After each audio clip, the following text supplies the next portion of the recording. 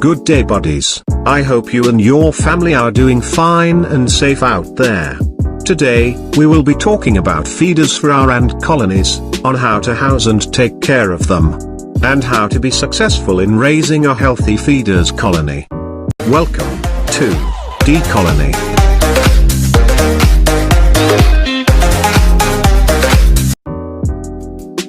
When we're talking about ant feeders, we got a lot of options to choose from. From fruit flies to worms, cause some ants will really eat anything you gave them. Just like my payroll ants, these guys are really eating everything I offer to them. I almost try feeding them my everyday meals like rice, meat and snacks. They're not picky in terms of food. And they're really booming in numbers now. Maybe, with 1,000 workers more or less, in just 11 weeks. As one of my youngest ant colony, they are now producing lates. They matured so fast in less than 3 months. Going back to our topic. Me myself. Aside from having ant farms, I also have some feeder farms like Cricket's Culture, Superworms Farm. But for today, we will be focusing on a roach species named Blatta lateralis, the fastest breeding species of the cockroaches. Shout out to the some of you who requested for these feeder raising video. And some also asked, what's the better feeder between lats and crickets? For me, they're both great ant feeders. They breed fast, but lats had some advantages in some way, that we will discuss later. For now, let's make our feeders enclosure first. We got 2 large bins here, cause I just decided to upgrade my feeders production recently. Cause my main fire ant colony are really eating a lot of them. Like my fire ants, that's consuming a dozen of lats a day. Anyway, we are going to cut a ventilation on the cover to avoid moist inside the enclosure. And I will also use a drill to make the starting point of our cutting tool. I'm using a coping saw here. But, we can also use a cutter or sharp knife, for cutting the vent.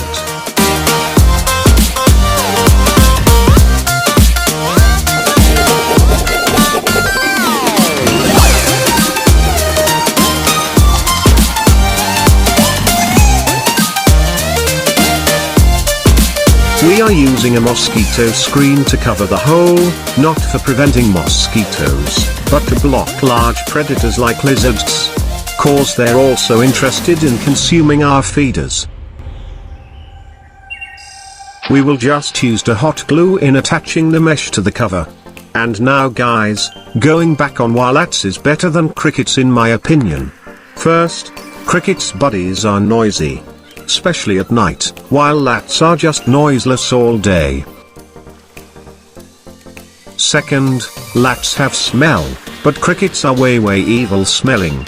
In fact I'm using substrate on my crickets, but they still smell extremely bad than the lats. I should know buddies, cause I keep them both. And third, lats are easy to maintain. Cause while doing the maintenance on crickets, they will be jumping everywhere if you're not so careful on moving them to another setup, to clean their container. About the lats maintenance, I will discuss it later on this video buddies. And our feeders upgraded enclosure is done. We can now transfer my lats colony here. They're on the backyard buddies, so let me just take them. We also have my other feeder insects here. And I also have a pet skink buddies, but she's not visible right now. Sorry for the messy glass we have here, cause I haven't cleaned it for a while. Anyway, let me lure her for us to have a look. Here she is guys. Say hello to the fat skink I named Ali. We also have my superworms cultures here. My springtails and isopods breeding boxes. The darkling beetles over here. and our lats at the top. And this small container beside them is some baby native roaches that I'm trying to culture. Anyway, let's get the lats inside.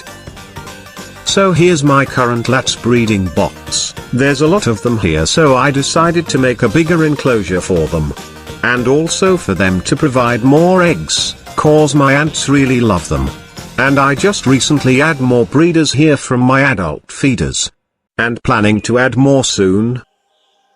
I used a test tube setup for their water source, so I will not spend money on water crystals. And I feed them dog food as their main food source. And chicken feed sometimes. I just add food and water every time they fully consumed their meals. Looks like someone wants to join us on the video, buddies. Meet my dog, Will. He's the eldest of them, so we call him Kuya Will. Anyway,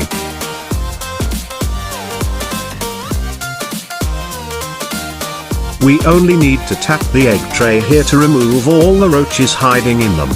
I'm replacing their trays now, cause they will be using whole egg trays on their new and bigger setup. Here they are. The females are the dark brown to black in color, and the males are the orange with wings. Actually, we have too many males here, so I started feeding them to Ali recently, cause male lats used to fight when there's too many of them in one enclosure.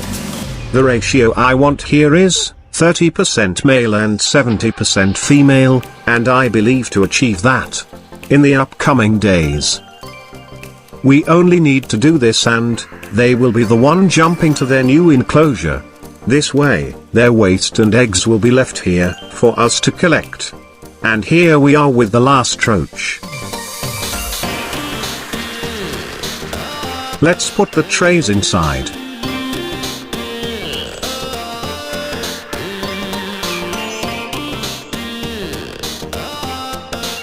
Now that we have a bigger enclosure for the roaches, we can now use a bigger water feeder. Anyway, this one is made for bee colonies. But we can also use it to avoid drowning of the feeders. Or we can still use test tubes. But, we can also use a small basin for their water source, but consider putting rocks inside so that the roaches will have something to walk through to also avoid them drowning. We can now offer them some food. And, put them in place.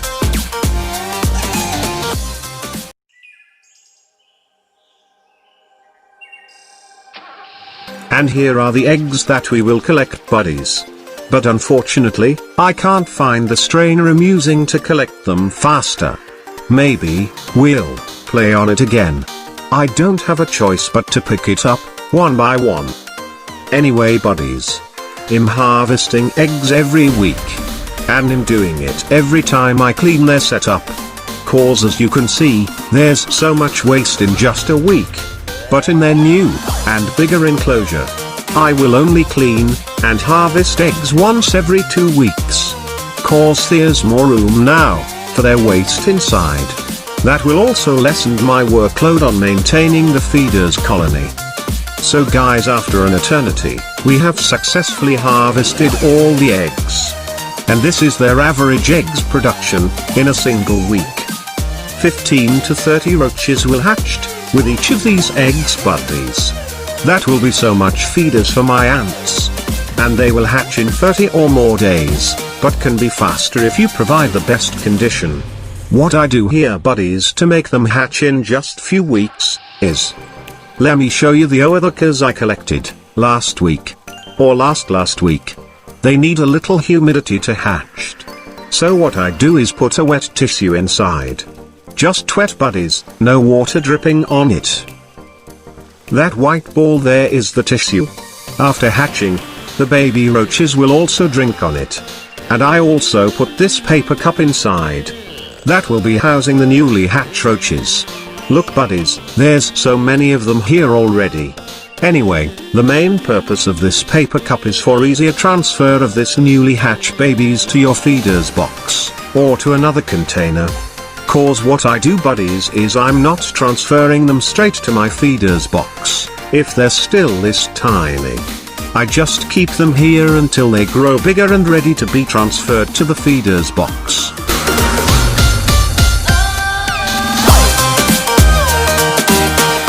Here's the roaches that I transferred last week. As you can see, they grown so fast because there's no big roaches around that will outcompete them on food. And here's the other batch transferred last week.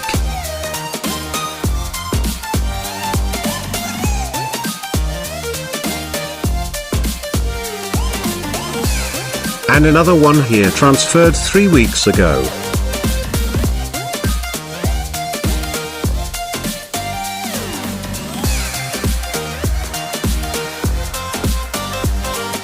And another one container here, 4 weeks ago. And these guys are ready to be transferred to my feeder's box buddies, to compete with the adult roaches there. But, I'm just letting them consume their food left here, before transferring them. Anyway buddies, I'm doing this sorting thing. Cause I also have small pets like jumping spiders, who feeds on these small roaches. And my small and starting ant colonies, also feeds on small roaches. So it's really more convenient to get a feeder with a certain size with this method, than searching a small roach, on a feeder's box full of adult roaches. Using my 2 feeders box at the back, I will show you how I do the simple maintenance needed, to have a healthy blatter lateralis feeders colony. Aside from feeding them, we also need to do some cleaning for our feeders, in order to have a thriving colony of them. The eggs harvesting part was done earlier in the lats breeding box. Here, we will not be harvesting a lot, cause we don't have so much eggs production in this container, cause most of the adult roaches here are being fed to my ant colonies. This is a feeder's box anyway. So what I will show you is how I clean their setup. You can transfer your roaches on a temporary container, while you're washing and drying their enclosure. But the best thing I do is, I transfer them to another feeder's box. Cause I have extra box for each of them. Then you can wash their used setup later with soap and water. Then let it dry for it to be ready on the next maintenance time. In transferring your roach colony, we just need to move this egg trays in a temporary, or on your extra feeders box like mine. It's as easy as this, cause they don't jump like crickets. And we will just again, let the remaining roaches here drop themselves to their new enclosure. If you will use a small containers like this buddies, you really need to do a weekly cleaning maintenance, cause they really produce so much waste. You don't want them end up dying, just because of too much waste inside. Cause we need them to sustain our ant colonies. If one of your roach die because of a disease, all of them will follow in no time. Cause roaches eats their dead comrade, causing a domino effect until no roach is left for your ants. So, this is it for our blatter lateralis feeders guide buddies. I wish I covered all your questions in this video. I will make an updated, and another type of feeder guides, in the future. I just hope you have learned something from this video guys. Be a genie for the first time, by granting my wish and tapping the like and share button, that would help a lot. This is DColonyyt, saying goodbye for now, but hoping to see you on my next videos.